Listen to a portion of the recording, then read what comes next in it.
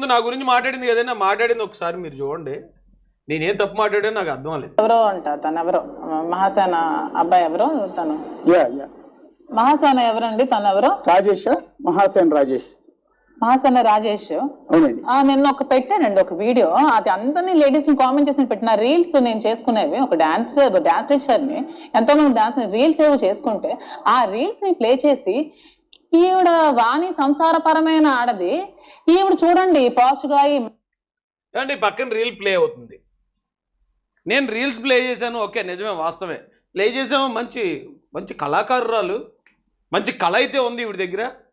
ఒకవేళ అది చూసి అట్రాక్ట్ అయ్యాడేమో దుబా శ్రీనివాస్ అన్నాను తప్ప ఈవిడనైతే నేనేం పర్సనల్గా మాట్లాడలేదు. ఆవిడేమంటుందంటే నేను రీల్ చేసుకుంటే మహిళలందరూ రీల్ చేసుకునే వాళ్ళని రాజేష్ మహాసేన్ అంటున్నాడు అంట. అమ్మా మాధురి, నేను రీల్స్ చేస్తున్నావు మాధురి ఎందుకు చేసావమ్మా అని అడగలేదు తల్లి. నువ్వు భర్త పిల్లలు ఉండగా ఇంకొక భార్య పిల్లలు ఉన్నవాడిని ఎలా తగులుకున్నావు? ఆడితో నీకు ఫ్రెండ్షిప్ ఏంటి? ఆడితో నీకు అడల్టరీ ఏంటి? తప్పమ్మది. మన భారతీయ సంస్కృతి సంప్రదాయాలు అది ఒప్పుకోవు. మనకు ఒక సిస్టమ్ ఉంది ఇక్కడ.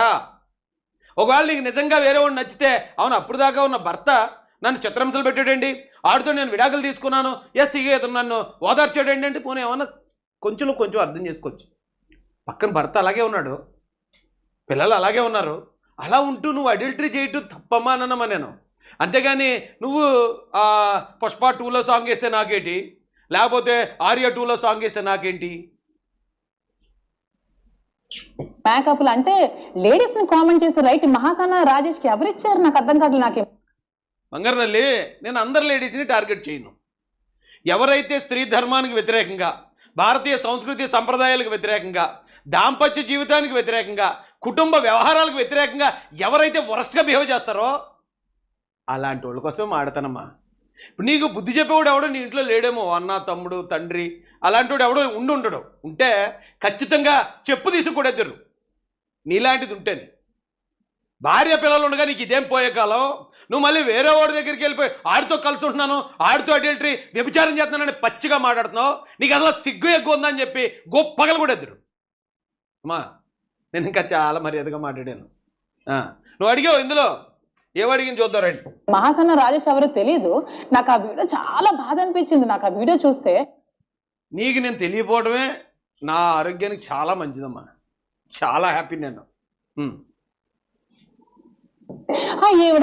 ఈవిడ చూడండి, ఈవిడ మేకప్ చూడండి, ఈవిడ ఒక ఏ పరమైన ఆడది అంటే ఆడవాళ్ళు అంటే మీరు అందరూ ఎవరెవరైతే రీల్స్ చేస్తున్నారో, ఎవరెవరైతే మీరు ఇన్స్టాగ్రామ్ లో పోస్ట్ చేస్తున్నారో అందరినీ బ్యాడ్ కామెంట్స్ చేస్తున్నాడు ఈ మహాసేన రాజేష్ అనేవాడు. అందరూ అర్థం చేసుకోండి. అంటే ఆవిడ ఇలా మాట్లాడేసి ఇలా ఏదో నంగనాచిలాగా పెట్టేస్తే ఆవిడేమో ఒక సంసారపరమైన ఆడది. మేము రీల్స్ చేసి మేము సోషల్ మీడియాలో సోషల్ గా మూవ్ అయితే మేము తప్పుడు. మీరు పాయింట్ అర్థం చేసుకోవట్లేదు మాధురి గారు. మీ రీల్స్కి వాణి గారు ఇలాగేదో ఆవిడ బాధగా ఉండటానికి రెండింటిని ఇంకెట్టకండి. మీరు వాళ్ళ భర్తని కైవసం చేసుకుని వాళ్ళ భర్తతో మీరు వ్యభిచారం చేస్తున్నారని మీరే చెప్పారు.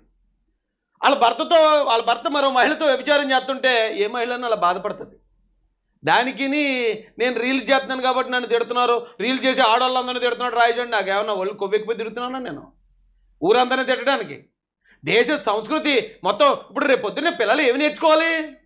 ఇంత పబ్లిక్గా నిస్సిగ్గుగా వైసీపీ నేను మహిళా అధ్యక్షురాలని, వైసీపీకి నేను పెద్ద నాయకురాలనేమో నువ్వు, వైసీపీ ఎమ్మెల్సీగానేమో ఆడు, మీ ఇద్దరు కలిసి పబ్లిక్గా మేము వ్యభిచారం చేస్తున్నాం మీరు స్టేట్మెంట్లు ఇచ్చేయండి.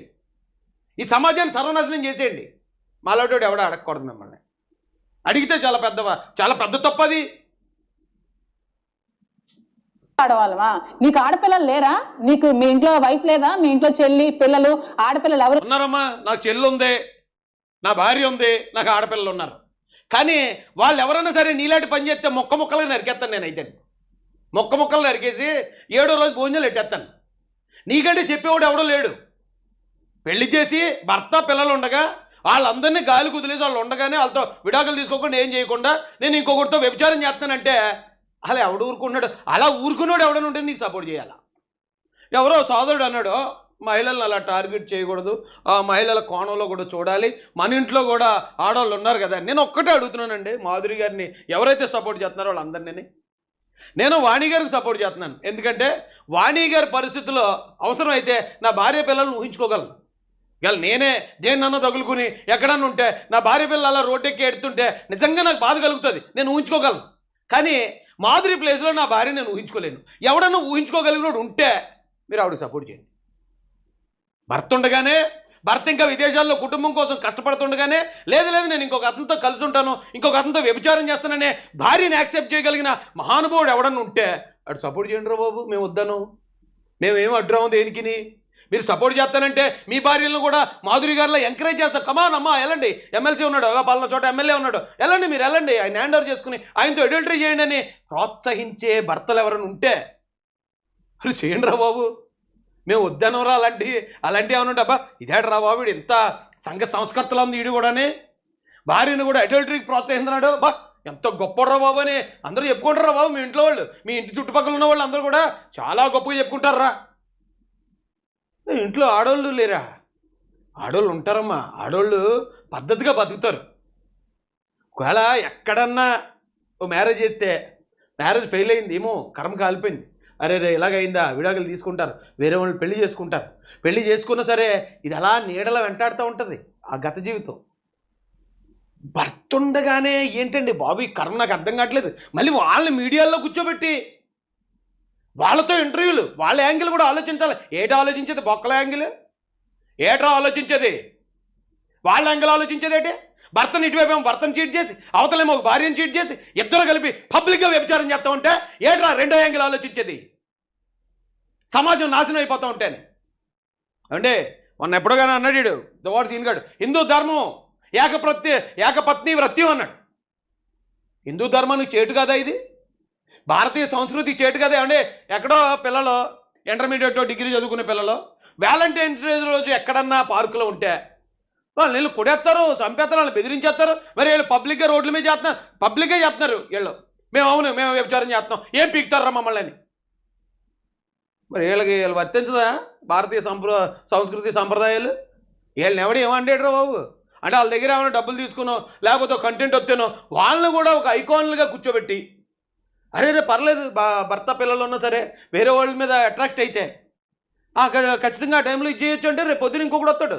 వైసీపీలో అందరూ అలాగ ఉన్నారు కదా, ఎస్ మేము అడల్టరీ చేసాం, వ్యభిచారం చేసామని ఇక దువ్వాడ సీన్ గాడు లేదా మరొక విజయసాయి రెడ్డి మరొకడు ఎలాగైతే వస్తున్నారో, ఎస్ నేను మర్డర్ చేశానని ఒక అనంతబాబు ఒక అవినాష్ రెడ్డి ఎలాగైతే ముందుకు వచ్చి పబ్లిక్గా రొమ్మిరుసుకుని తిరుగుతున్నారో ఇంకా అలాగే రేపు పొద్దున అవునండి నేను రేప్ చేశానండి అలాగే వెళ్తున్నప్పుడు పిల్ల చూడడానికి కొంచెం బాగా కనపడిందండి, అందుకని ఎందుకైనా పనికి వస్తుంది కదా రేప్ చేసి పాడేశారండి అని ప్రశ్న పెడతాడు వచ్చి. అంటే నేరస్తులకి ఇక స్వర్గధామంగా చేసేస్తున్నాడు జగన్ రెడ్డి. ఆ పార్టీకి ఇంకా బుద్ధి రాదా? ఆ పార్టీలో ఒక్కడు కాకపోతే ఒక్కడన్నా నిజాయితీపాటు ఉండడా? ఈ జగన్ రెడ్డికి అసలు బుద్ధి ఉందా? ఇలాంటి వాళ్ళని కనీసం సస్పెండ్ చేయకుండా మర్డర్ చేసిన వాళ్ళని వ్యభిచారం చేసిన వాళ్ళని పబ్లిక్గా చెప్తుంటే కనీసం వాళ్ళు సస్పెండ్ చేయకుండా ఆ పార్టీ రన్ చేస్తున్న జగన్ రెడ్డి అసలు నీకు బుద్ధి ఉందా లేదని అడుగుతున్నాను నేను. ఇలాంటి వాళ్ళందరూ నీ పార్టీలో ఉన్నంతసేపు నువ్వు ఆ 11 కాదు కదా 1కి పోతావు ఈసారి. ఏం మనిషివా నువ్వు? నాకు అర్థం కాదు.